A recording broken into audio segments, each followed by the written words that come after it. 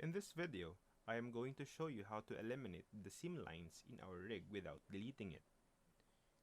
This will help with the line consistency when animating later on. We are going to use the cutter node and autopatch node to make this successful.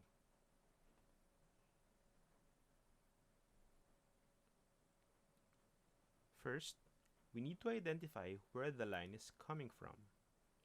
The line that we are seeing right now is a part of the forearm. That is the part we are going to work on. We also have to make sure that the line art is always separate from the color art. After identifying the part, I am going to use the line art and the color art nodes to have separate access to the line art and the color art.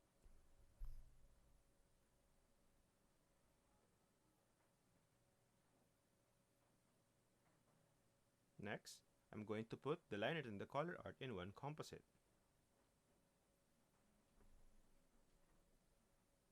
And then connect our forearm to the line art and the color art. Lastly, we will connect the new composite to our main composite. We now have separate access to our line art and color art. Now I am going to get a cutter node and connect it to the line art.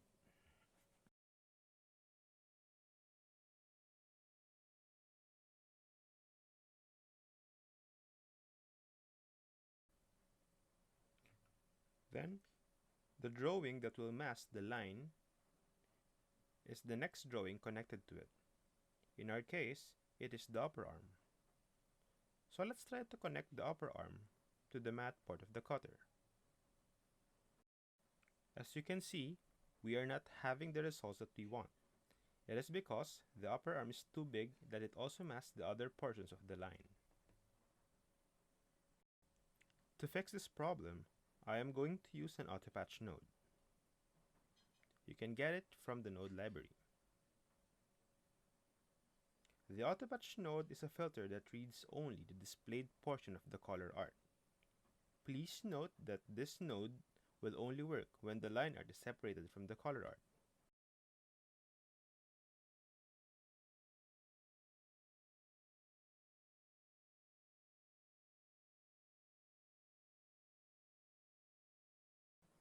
Using this node, we can perfectly mask the seam line without affecting the other parts of the line.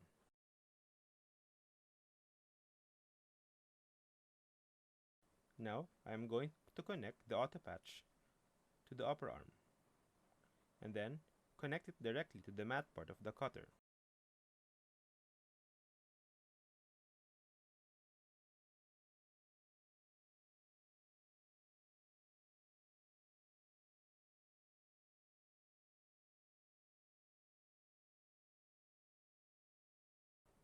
We can select the current setup and group them by pressing Ctrl G in your keyboard. Then, we can rename it as Merge Group.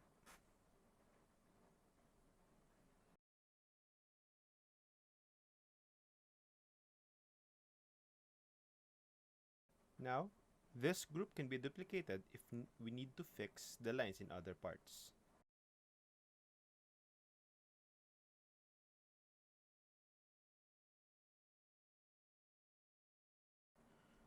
By testing out the rig, we can see that in extreme poses, where the majority of the forearm is on top of the upper arm, the entire line art is being masked.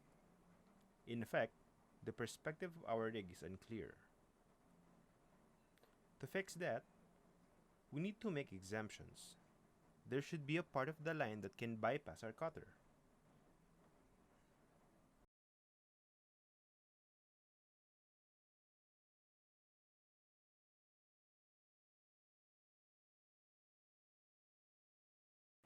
To fix that, I will open the drawing view. I will copy the portion of the line that need to overlap the upper arm. Then, I will paste it in the overlay layer.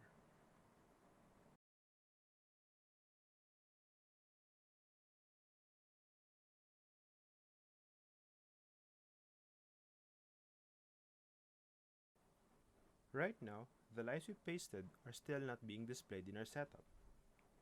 It is because the overlay layer is not being displayed yet, and our setup is only limited to line art and color art. To fix that, I will go to my merge group, and from the node library, I will get an overlay layer. I will then get an input from our image.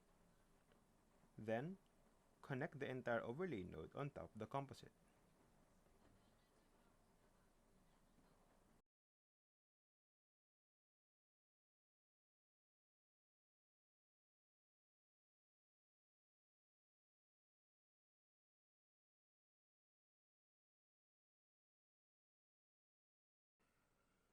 We also have to make sure that the line is fixed on both sides of the z-depth. To check that, I'm going to move the forearm master backward. To do that, I'm going to select my forearm master peg, and on my camera view, I'm going to press Alt plus arrow up. That will put a 0.001 B value in our z-depth, which means it moved backward.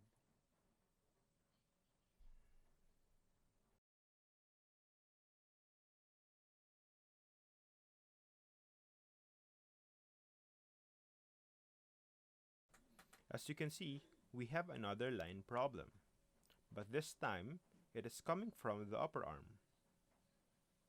Using the methods discussed earlier, we can just duplicate the merge group we have created. You can do that by pressing Ctrl C for copy and Ctrl V for paste. Then, we can connect the new merge group to the upper arm. We will then get another autopatch and connect it to the forearm.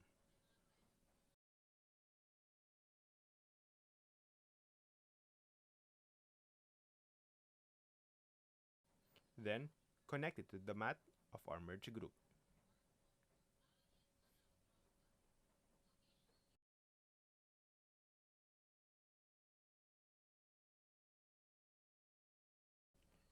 We also need to fix the overlapping lines of the forearm so that the perspective will be clear.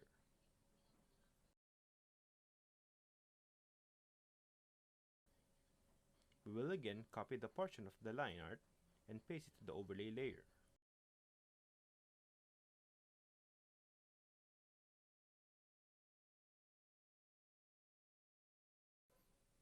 Lastly, we need to hide the pivot markers. We don't want to delete them because it can be very useful later on. In order for us to hide it, I am going to open my color view and create a new color swatch. I will rename the swatch Pivot. Then, set the color to bright pink. Then, I will apply the pivot color to our markers in every drawing.